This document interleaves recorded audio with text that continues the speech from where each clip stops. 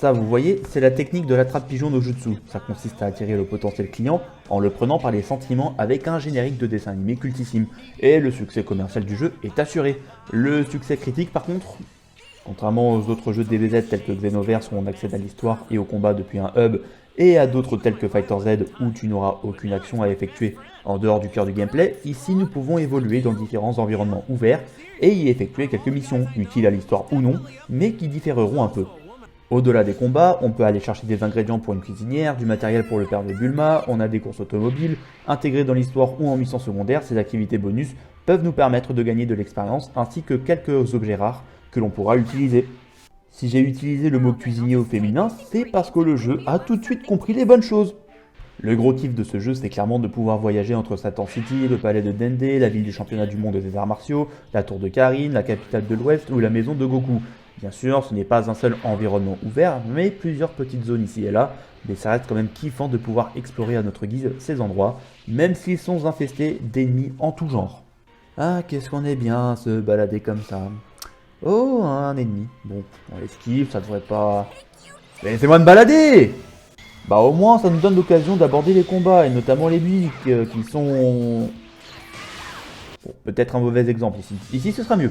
Donc, ouais, franchement, les musiques sont... Non, parce qu'en fait... Non, je disais, c'était cool qu'ils aient repris les musiques de l'animé. On a de tout au niveau de bande sonore, quelques musiques qui sont reprises de l'animé, quelques petits arrangements et d'autres inédits. Ça donne un ensemble de bonne facture, même si on aurait bien aimé un peu plus de diversité. Parce qu'entendre la même musique à chaque combat contre les petits ennemis, surtout quand on les enchaîne, ça donne mal au crâne à force. La prise en main est un peu déroutante au début, d'autant plus lorsque le dernier DBZ qu'on a poncé était Xenoverse 2. Les boutons ne sont plus les mêmes pour effectuer les différentes actions, on a de quoi sortir de notre zone de confort. Plusieurs choses sont à gérer ici, notre barre de vie naturellement, mais aussi notre jauge de ki pour voler plus vite et utiliser les différentes attaques spéciales ou une espèce de jauge présente chez nos alliés qui une fois remplie nous permettra d'utiliser une sorte de combo méga puissant. Remporter ces combats nous fait gagner de l'expérience et donc plus de puissance, plus de vie, une meilleure défense, etc.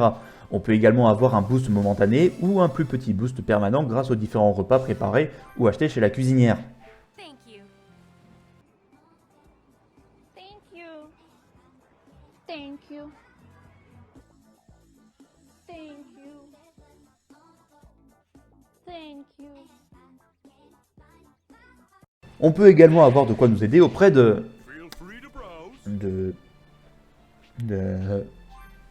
Oussama Hamar.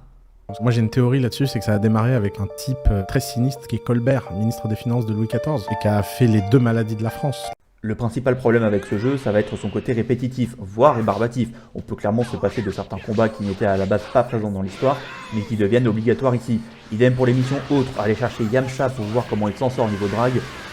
Il n'y avait pas besoin de mettre ça en obligatoire. Passer le côté nostalgie avec l'intro et la découverte sympathique des environnements et de quelques activités, notamment la pêche, on a finalement un jeu qui va se contenter du strict minimum sur tous les aspects, y compris au niveau visuel. Les combats sont bien mais sans plus, les missions secondaires sont là uniquement pour faire du remplissage, on peut même débloquer des compétences en récupérant des orbes. Beaucoup d'orbes. Un peu trop d'orbes. Voire... Ils ont pas tuné Dragon Ball! Ils ont pas tuné Dragon Ball, c'est quoi ce délire? Ils ont pas tuné Dragon Ball!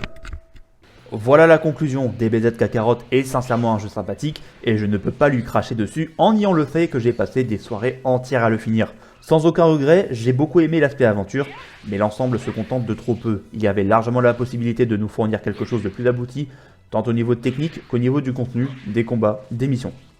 Mais j'ai quand même passé un bon moment dessus.